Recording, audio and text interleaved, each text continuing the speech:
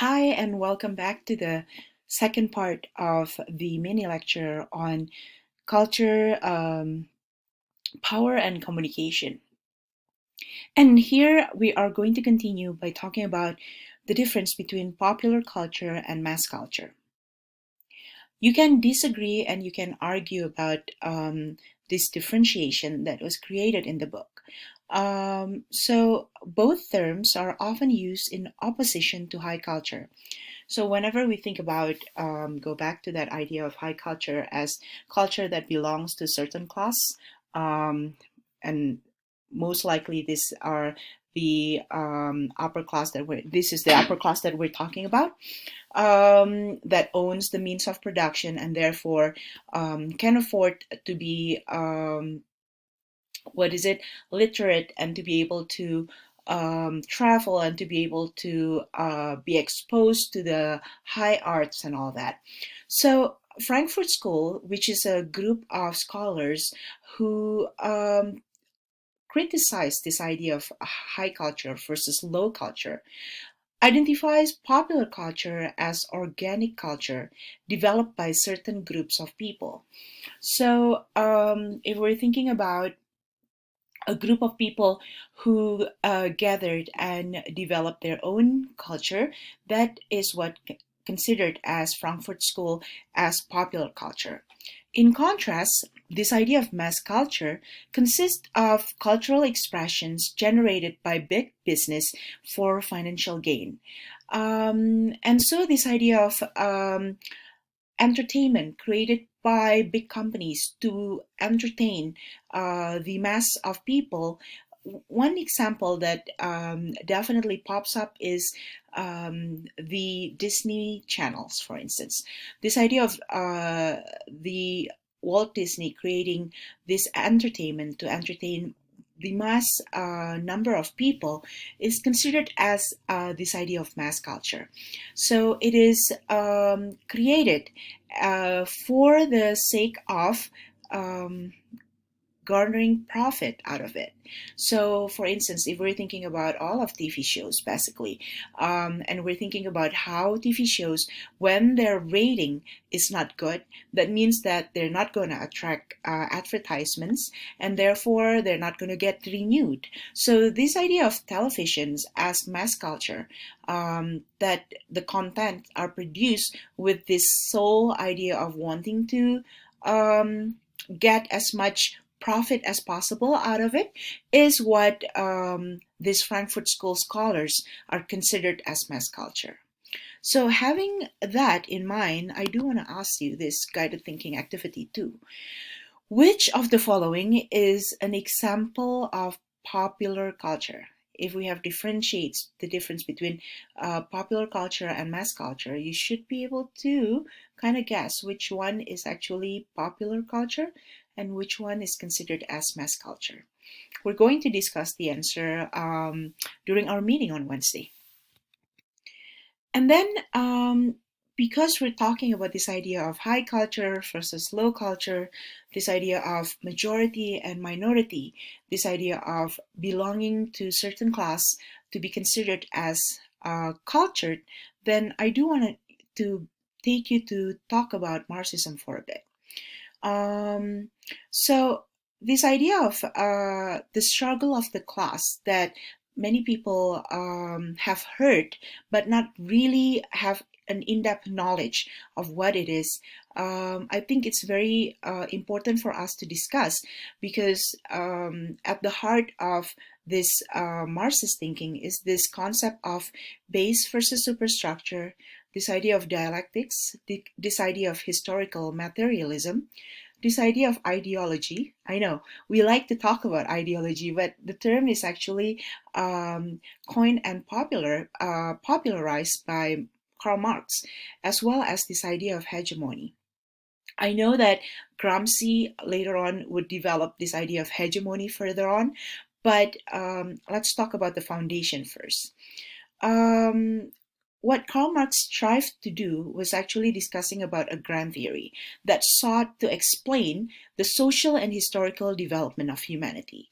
To put it in a very simple form, he basically is trying to theorize what makes, human beings work, what works for human beings.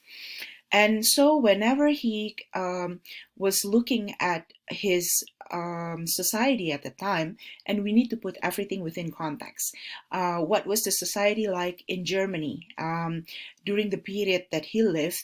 And here are the things that he observed.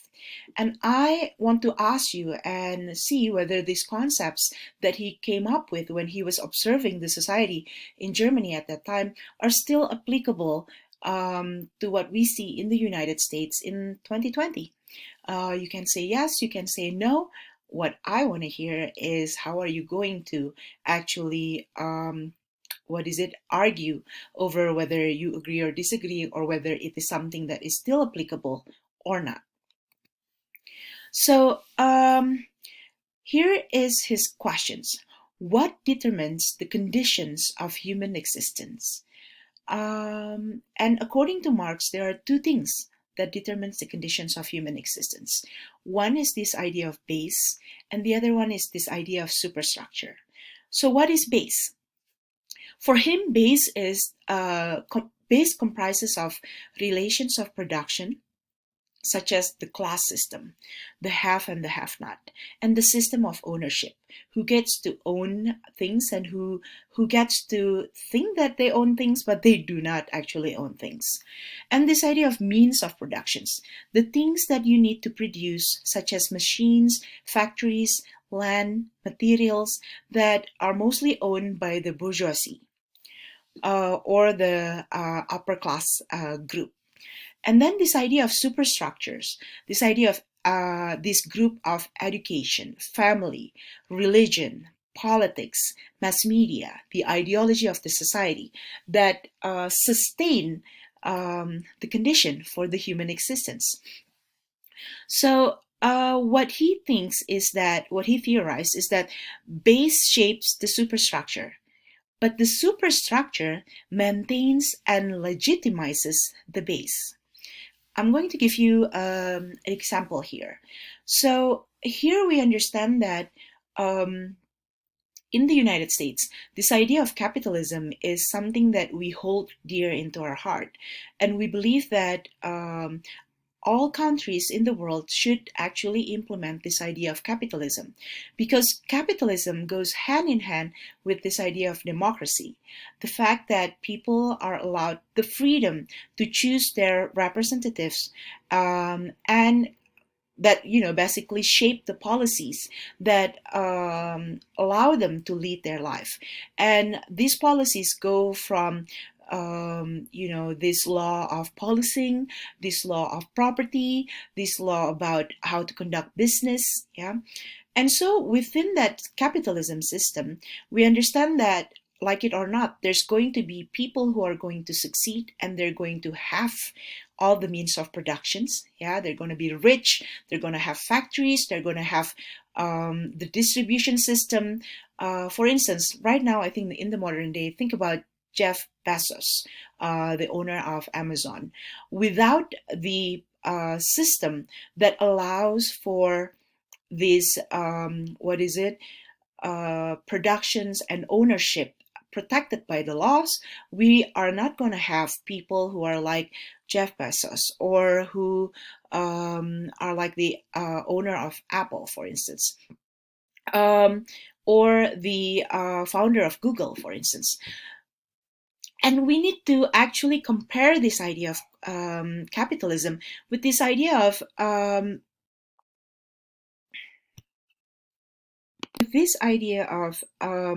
aristocracy. You know that when we, for instance, have this system of aristocracy, then only certain groups of people, only the aristocrats, would hold on to the means of productions. And we have kings, and the kings are chosen by birth. So we also have families of the kings who are the aristocrats who definitely owns a lot of the means of productions. So their class system is very fixed. There's no possibility for the lower class to actually rise and become part of the high class, because high class, the aristocracy, are only those group of people who are related by blood to the kings and the queens. So this idea of what is it, capitalism and democracy allows for that movement from the upper class to the lower class, and or the lower class to the upper class. So it's vice versa. However, what we neglected to think about, even though in the United States, this idea of fluidity, of people moving up, if you are working hard, if you're educating yourself, then you will have the opportunity to be successful, may not be as clear cut as we think, because precisely of this idea of education, family, religion, politics, and mass media. So we from the beginning, from when we were very little, we thought that, come on, you need to study hard, you need to work hard, because when you work hard and you study hard, then you will be able to be successful. And this idea of success is related to this idea of financial gain. So usually people define their success in life with accumulating as much as the means of productions, or as much money as possible. What we don't see is that in the US, even though we are not adopting this idea of aristocracy, there are certain groups of people who are coming from the upper class who basically um, are shaping their children and providing them with tools that allowing them to have more chance to succeed. And I'm talking about, for instance, if you are coming from a family of means, then you will be able to go and enjoy the privilege of, as well as traveling, being introduced to museums abroad, being able to join in so many different activities, having tutors in your life that prepare you to go to, for instance, Ivy League universities, whose the seats in that university is very limited, as well as most of the time they accept what they considered as legacy. So if the parents go to that university, then the kids will have a higher chance to go to that university as well. So this idea of how certain group of people, so if the parents are successful, it is more likely for the children to be successful, it's not something that we talk about openly. Instead, we are being spoon-fed this idea of you are going to be successful when you're working hard, without thinking about the complexity and the layered system within our own society. And I'm going to stop here because this explanation, I'm going to continue with my third mini lecture.